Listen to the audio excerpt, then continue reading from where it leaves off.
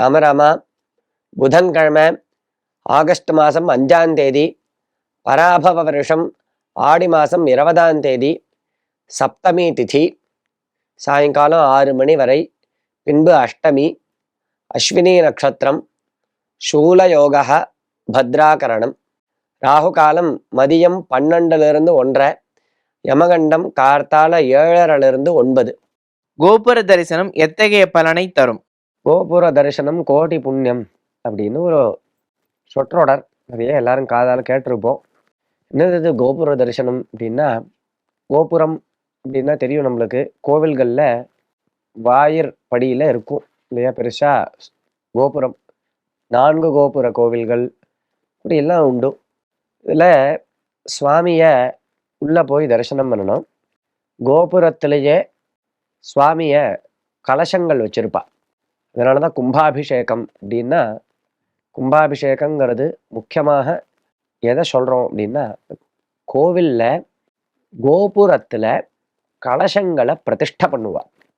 கோபுரத்தினுடைய உச்சியில் பார்த்தா கலசங்கள் இருக்கும். ரொம்ப பெரிய கோவிலெலாம் கலசங்கள் அதிகமாக இருக்கும். ஒரு 5, 7 இப்படியெல்லாம் கலசங்கள் இருக்கும். அந்த கலசத்தில் தேவதைகளை தியானம் பண்ணி ஆவாகனம் பண்ணி பூஜை பண்ணி, கும்பாபிஷேக சமயத்தில் சகல தேவதைகளையும் அந்தந்த தேவதைகளை அந்தந்த கும்பங்களில் ஆவாகனம் பண்ணி பூஜை பண்ணி, பல லட்சம் ஆவர்த்தி ஜபங்கள் பண்ணி, ஹோமங்களை பண்ணி, அப்படி மந்திர சக்தியோட வேத பாராயணங்கள், திருமுறை, திருவாச்சகம், பாசுரங்கள் இப்படி பலவிதமான மந்திரங்கள்லாம் பாராயணம் பண்ணி, அத்தனை மந்திர சக்தியும் அந்த கலசத்தில் இருக்கும். கலசம்னா கலசத்தில் இருக்கக்கூடியதான தீர்த்தத்தில். அந்த தீர்த்தத்தை முறைப்படி ஆகம சாஸ்திரங்களின்படி எடுத்துட்டு போய் அந்த முகூர்த்தத்தில் அந்த கலசங்களுக்கு அபிஷேகம் பண்ணுவாள்.